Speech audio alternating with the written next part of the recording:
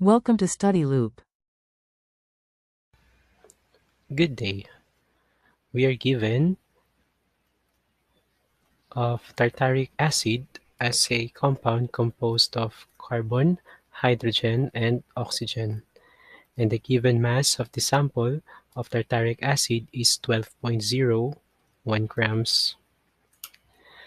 Now, we want to find the amount or the empirical formula of tartaric acid if we allow this compound to react with oxygen via combustion reaction and produce the following amount of gaseous products: carbon dioxide, which is equal to 14.08 grams, water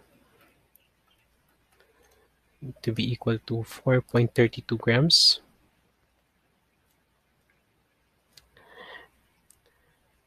and we wish to find the empirical formula.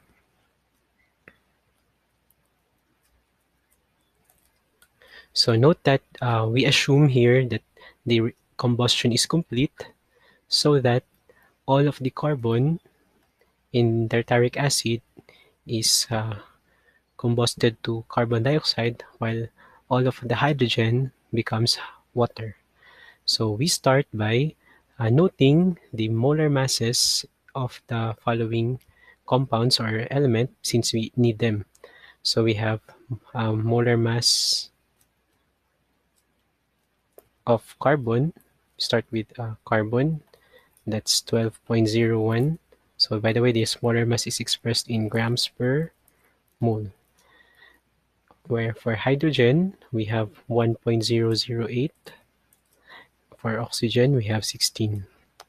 For CO2, that's 44.01.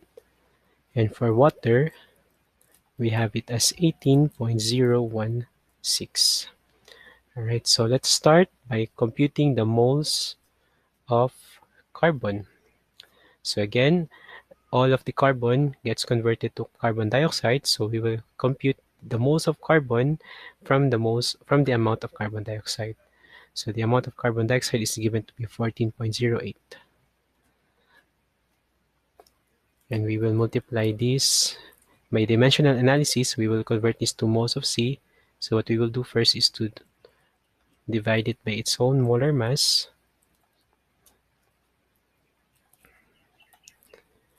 And we will multiply it by the conversion factor that relates the mole of C to the moles of CO2.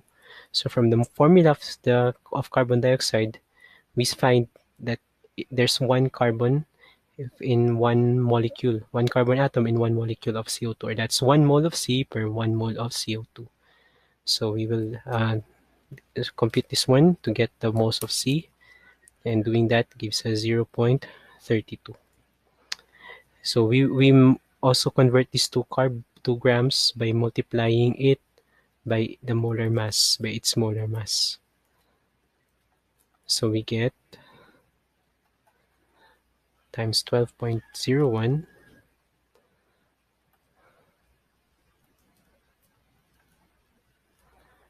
and that's going to be equal to 3.84 grams. Next, we solve for the moles and then also the grams of H.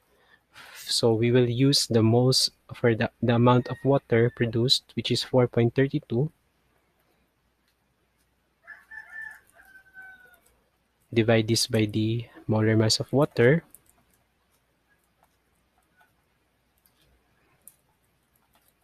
And then multiply by the conversion factor that relates the moles of water to the moles of H. So in the formula of water, we find 2H. So that means 1 mole of H2O will that contain 2 moles of H.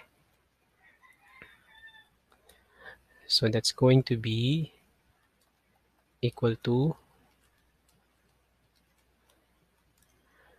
4.32 divided by 18.016 times 2. That's 0.48. And in terms of grams, we will multiply this by its own molar mass. So we will get grams of H is equal to 0.48 also. So now we note that the grams of tartaric acid, which we represented above as C plus H plus O, is equal to the grams of carbon plus the grams of hydrogen plus the grams of oxygen that it contains. And we are given that the sample of tartaric acid weighs 12.01.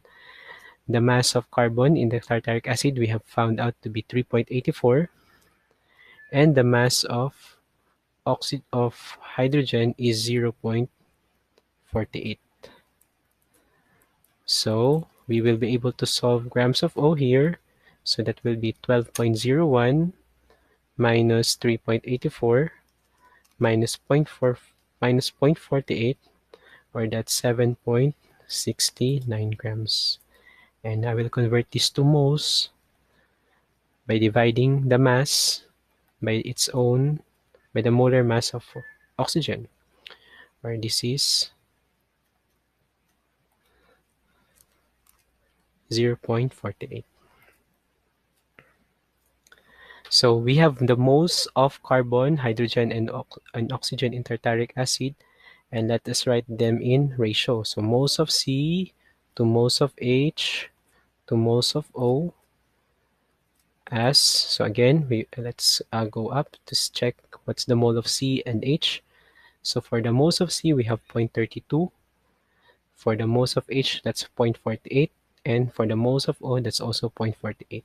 So we have 0.32 is to 0.48 is to 0.48. So we will do what next is to simplify the ratio by dividing them by the smallest of them. So the smallest is 0.32. So we divide this and we will get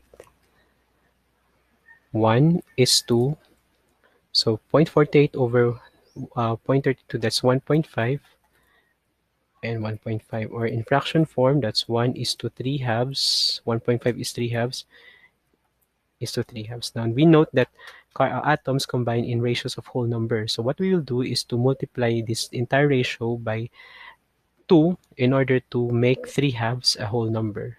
So what we will do is to multiply all of them by 2, and by 2.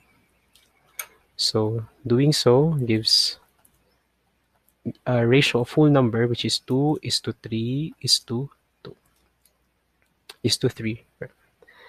So it means that in tartaric acid, for every 2 moles of C, this is C, there are 3 moles of H and 3 moles of O. Hence, the empirical formula is C2H3O3. So I hope this helps.